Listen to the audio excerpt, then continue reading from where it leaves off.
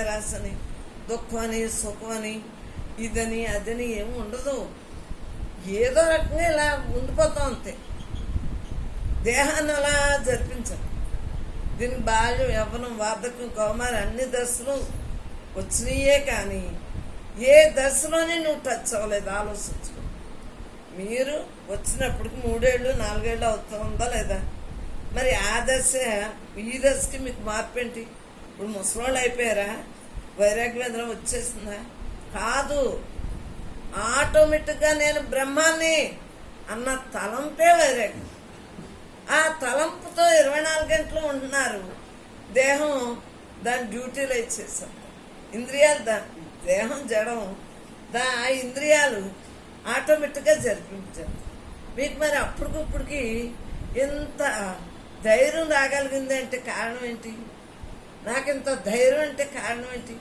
నేను బ్రహ్మాన్ని, నాకెందుకు, నీకెందుకు, మనకెందుకు, ఏది ఎలా జరిగినా ఏది ఉందో అదే జరుగుతుంది. దాన్ని మనం తిరగేసి బోర్లేసి అనుకున్నా లాభం లేదు. లాభమైన జీవితాన్ని నష్టం ఎంతో చేసుకోవాలి. లాభమైన జీవితమే కదా మానవ జన్మ అంటే.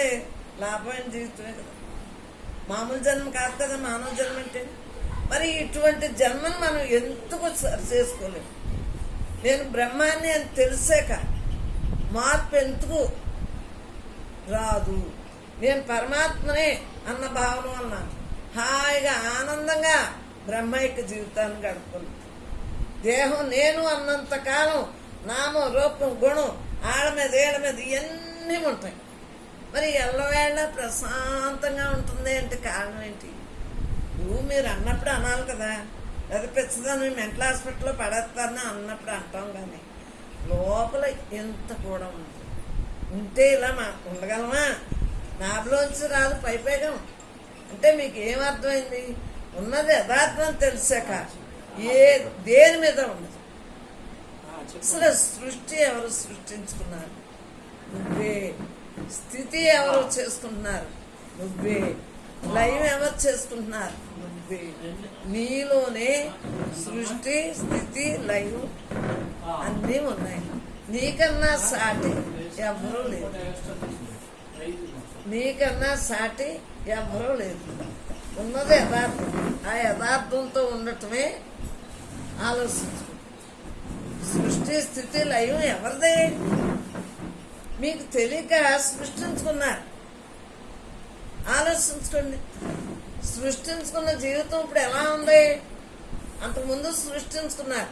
ఆ జీవితాన్ని ఇప్పుడు గడుపుతుంటే ఎలా ఉంది? మరి లయం ఎలా అవుతాం?